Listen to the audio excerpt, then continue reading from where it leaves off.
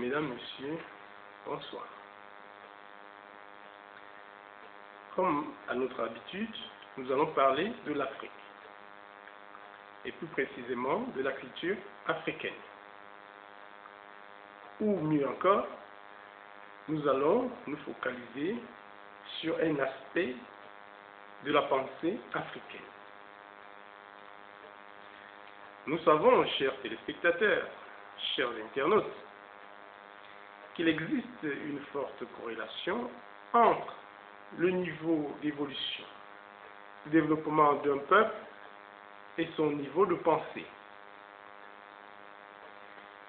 Si de nos jours, l'Afrique a des problèmes de libération, des problèmes de développement, c'est quelque part en raison de la pensée peu concevable de certains Africains. C'est en raison d'une pensée relativement peu dynamique. Et plus précisément, eh bien, si l'Afrique tarde à se libérer, c'est en raison d'une certaine pensée négative qui gangrène les tempéraments, les conceptions de génération en génération. Il s'agit d'une pensée qui a été induite par le colonialisme, par l'impérialisme, ou parfois il s'agit de pensées développées par nous-mêmes les Africains. C'est cela le néocolonialisme, ou encore l'afro-pessimisme. Eh bien, nous allons parler aujourd'hui de l'afro-pessimisme culturel en particulier. Et pour le faire, nous allons nous attarder sur trois aspects précis de cette pensée négative culturelle. Nous allons toucher du doigt certaines croyances quotidiennes qui sont responsables de la non-évolution mentale du continent africain. Alors, comme tout le monde, chers internautes, chers téléspectateurs, vous avez déjà ouï dire qu'en Afrique, nos ancêtres, par égoïsme, mouraient avec leur pouvoir, par exemple. Vous avez entendu dire que nos ancêtres disaient que les enfants ne mangent pas les œufs. On en parle en termes de raillerie, de moquerie, de mépris par rapport à la mémoire de nos ancêtres. Peut-être ces observateurs des temps modernes ont-ils raison, mais la suite nous permettra d'en découdre. Troisièmement, on a dit que nos ancêtres, par égoïsme, disaient que la femme enceinte ne devrait pas manger certaines viandes,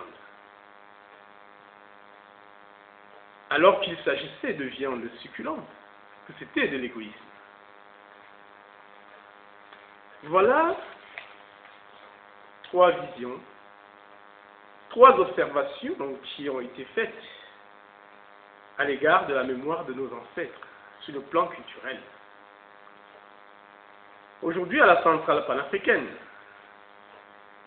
dans le souci de repenser la culture africaine, nous avons pensé pouvoir apporter des réflexions critiques.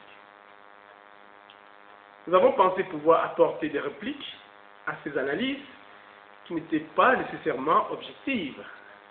Nous allons voir comment. Donc, nous allons essayer, dans le cadre de ce documentaire, de démanteler un peu cette façon de penser qui reste caractéristique de beaucoup d'Africains modernes. Venons-en au pouvoir ancestral. Eh bien, je répète, beaucoup ont dit que nos ancêtres mouraient avec leur pouvoir, par égoïsme, pour empêcher la descendance de se perpétuer de façon libre et prospère.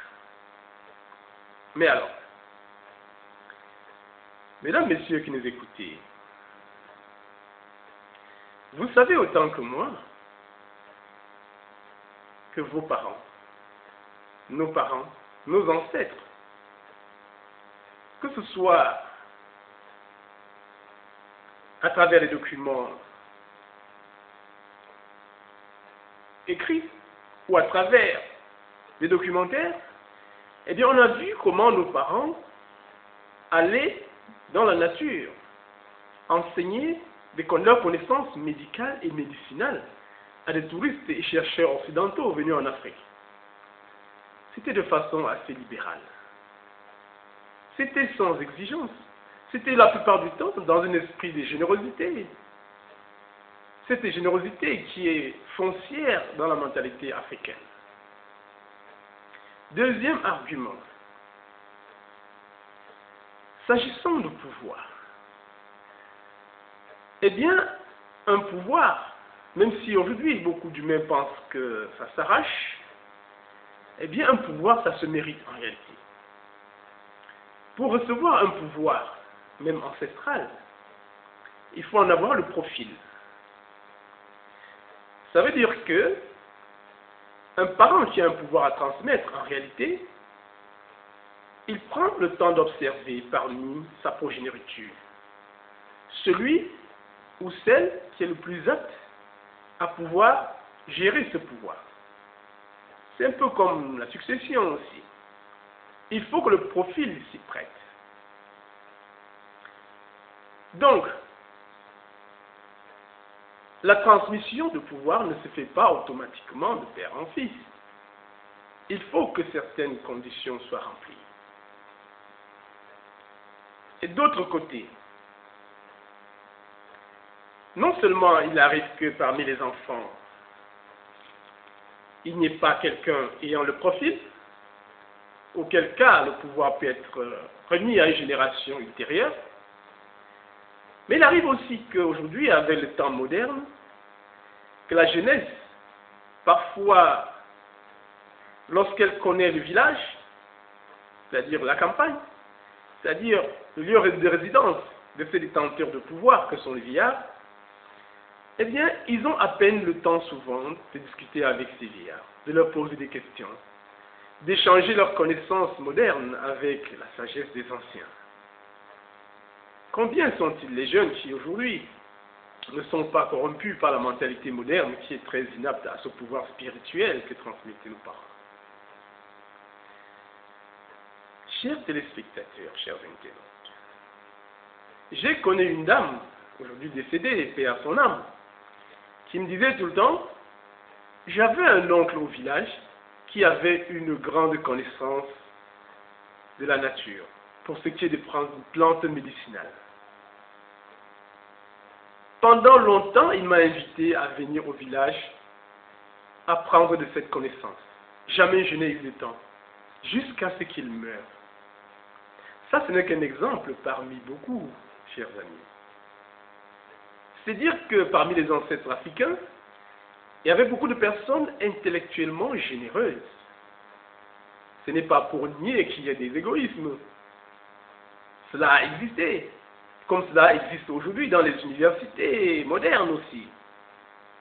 Il est des sommités intellectuelles, universitaires, qui échangent très mal avec leur entourage. Même de notre époque, on voit des arbres sans fruits. Donc, nous n'allons pas nier l'égoïsme que certains de nos ancêtres ont pu manifester.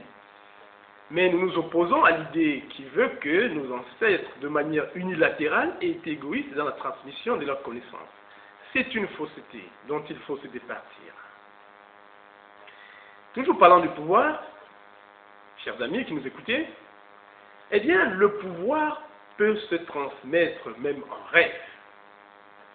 Ça veut dire quoi?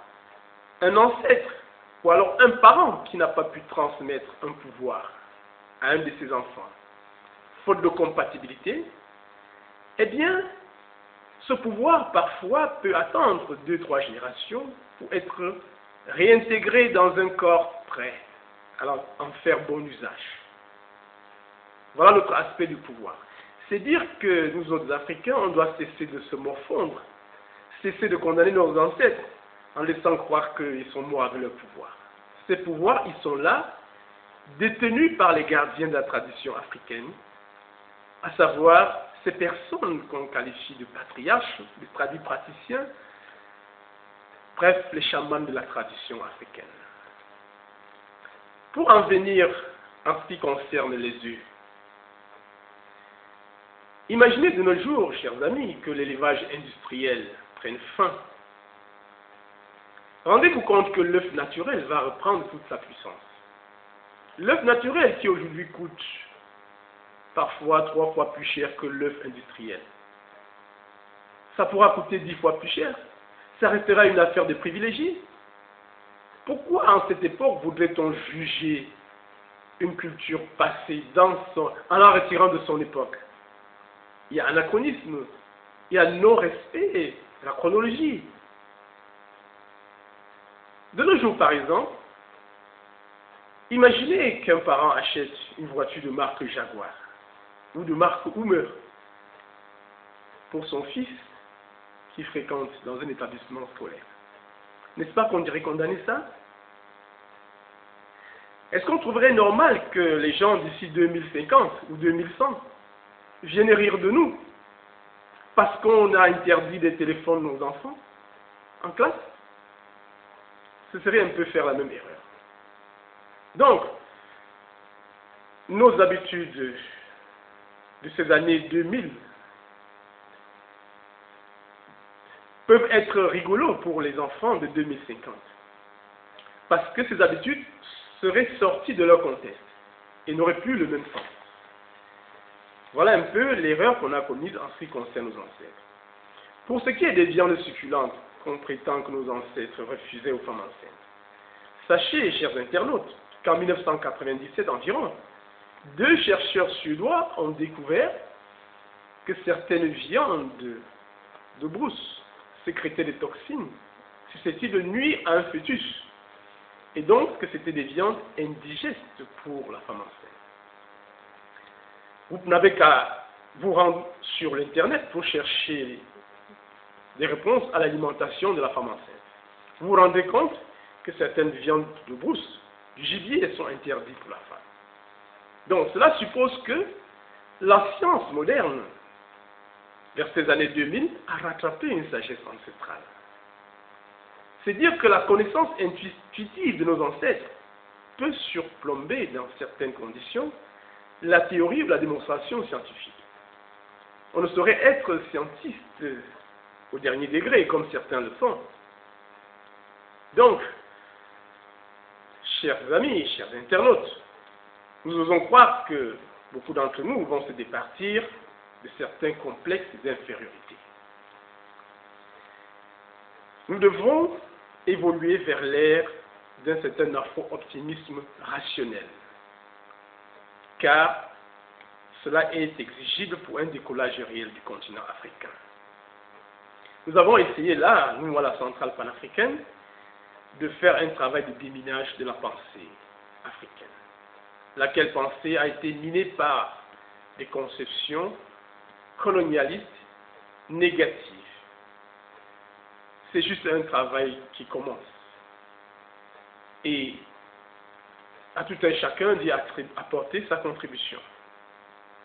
Le décollage de l'Afrique risquera d'être d'abord spirituel et ensuite mental, avant que ne soient pris en considération les autres aspects. Voilà, mesdames, messieurs,